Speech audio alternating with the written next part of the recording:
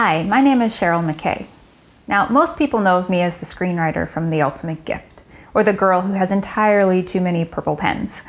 And that sort of came out of my story for Never the Bride, the novel that I worked on with Renee Gutteridge, because my character in that was obsessed with purple pens, trying to write her love story. There's this other book that I came out with called Finally the Bride, Finding Hope While Waiting, that I wrote during my very frustrated years of being single for entirely too long, in my opinion. That's what most people know of me as, but that really only encompasses about 10 years of my life. There's not that many people who know that for at least 2 decades prior to that, I went through a lot of suffering, and I did it silently. And I have come to this point where I really wanted to start sharing my story with people because I don't want anyone else to go through what I went through. I also needed to break my silence back when I was going through my healing journey because, number one, I didn't even know what the name of my problem was, and I needed to talk in order to find out. And I also didn't necessarily know why I had it, and I really needed to dig into that as well.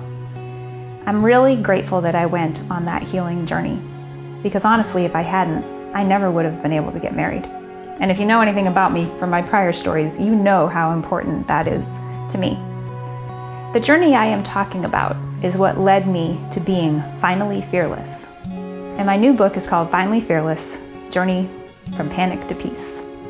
And I want to share that with people because I really believe that there's too many people that are silent who have panic disorders because they're too embarrassed to talk about it. And I really want others to not stay in the dark as long as I did, because a lot of time those of us who suffer with a panic disorder think we are the only ones. But what I discovered as I started talking about my story is that I found other people who understood or who had the same problem, but they weren't talking about it either because they were too afraid.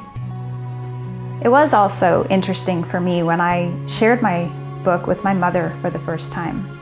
She said to me that it was really weird to read as with her being my mom and how she was like, this is my daughter I'm reading about. It's like, how did I not know you all those years that you suffered? And she was right because I was really silent about it. And also my husband, when he read it, he was like, I know I'm reading a book of yours, but this just doesn't sound like you. I actually found their comments to be very encouraging because it shows, it's a testament for how healed I really am, that I'm not that person anymore. If there's anyone out there who struggles with panic, anxiety, or fear, I wrote this book for you.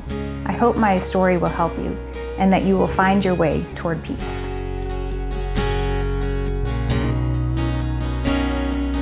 I recognize all the good things